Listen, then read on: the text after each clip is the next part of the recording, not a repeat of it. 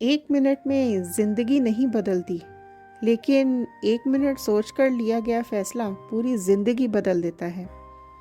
अपनी गलतियों से मिले अनुभव को याद रखो और उसे सुधारते जाओ। हार कर भी जीत जाओगे अगर अपनी गलतियों से सीख जाओगे। नमस्ते दोस्तों, मैं रितु आज आपको बहुत ही अच्छी कहानी सुनाने जा रही हूँ। एक गांव में एक मूर्तिकार रहता था। वो काफ़ी खूबसूरत मूर्तियाँ बनाया करता था और इस काम को वो बहुत अच्छे से करता था और बहुत अच्छा कमा लेता था। उसे एक बेटा हुआ। उस बच्चे ने बचपन से ही मूर्तियाँ बनानी शुरू कर दी। बेटा बहुत ही अच्छी मूर्तियाँ बनाया करता था और पिता अपने बेटे की कामयाबी पर बहुत खुश होता था।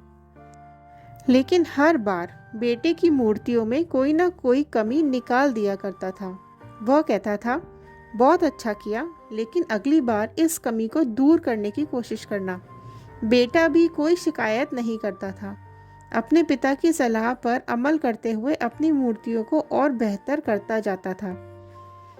उस पर लगातार सुधार की वजह से बेटे की मूर्तियाँ पिता से भी अच्छी बनने लगी और ऐसा टाइम भी आया कि लोग बेटे की मूर्तियों को बहुत पैसा देकर खरीदने लगे, जबकि पिता की मूर्तियाँ उसकी पहली वाली कीमत पर ही बिकती रहीं। पिता अब भी बेटे की मूर्तियों में कमियां निकाल ही देता था, लेकिन अब बेटे को अच्छा नहीं लगता था और वह बिना मन की उन कमियों को एक्सेप्ट करता था, लेकिन फिर भी अपनी मूर्तियों में सुधार कर देता था। एक टाइम ऐसा आया जब बेटे के सब्र ने जवाब दे दिया। पिता जब कमियां निकाल रहा था तो बेटा बोला, आप तो ऐसे ही कहते हैं कि आप तो जैसे बहुत बड़े मूर्तिकार हैं। अगर आपको इतनी ही समझ होती तो आपकी मूर्तियां कम कीमत पर नहीं बिकती। मुझे नहीं लगता कि आपकी सलाह लेने की अब मुझे ज़रूरत है। मेरी मूर्तियां परफेक्ट हैं। पिता ने बेटे की बात सुनी तो उसने बेटे को सलाह देना और उसकी मूर्तियों में कमी निकालना बंद कर दिया। कुछ महीने तो लड़का खुश रहा, लेकिन फिर उसने नोटिस किया कि लोग अब उसकी मूर्तियों को इतना अच्छे से नहीं देखते और ना ही उनकी इतनी तारीफ करते हैं जितनी पहले करते थे, और उसकी मूर्तियों का दाम बढ़ना भी बंद हो गया। शुरू में तो बेटे को कुछ समझ नहीं आया, लेकिन फिर वह अपने पिता के पास गया और उनसे समस्या बताई।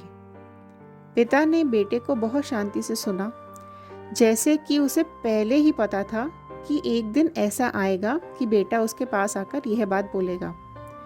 बेटे ने भी इस बात को नोटिस किया और उसने पूछा, क्या आप जानते थे ये ऐसा होने वाला है? पिता ने कहा, हाँ, क्योंकि आज से कई साल पहले मैं भी इसी हालत से टकराया था।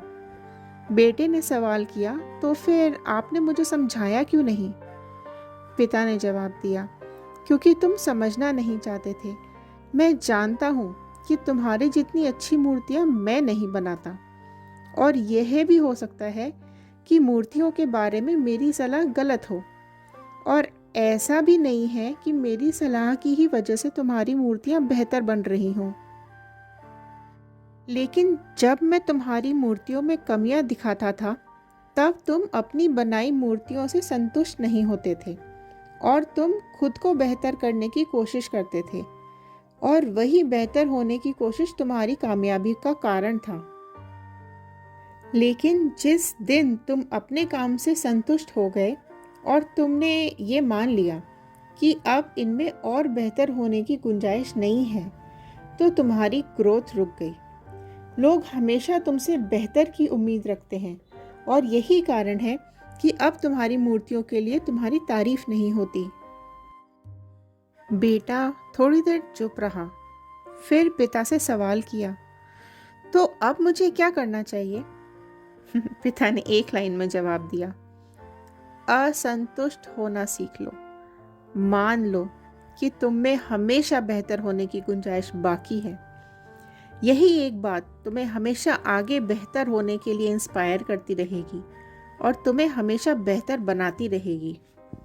तो दोस्तों, आज हमें इस कहानी से ये सीखने मिला कि हम अपनी तरफ से सब कुछ अच्छा करते हैं, लेकिन और अच्छा करने की गुंजाइश हमेशा बाकी रहती है। और वो और अच्छा करने की गुंजाइश जब तक बाकी है और जब तक हमें ऐसा लगता है कि हम और अच्छा कर सकते हैं, तब तक ही हमारी ग्रोथ है। तो बताइए दोस्तों, आज की कहानी आपको कैसी लगी?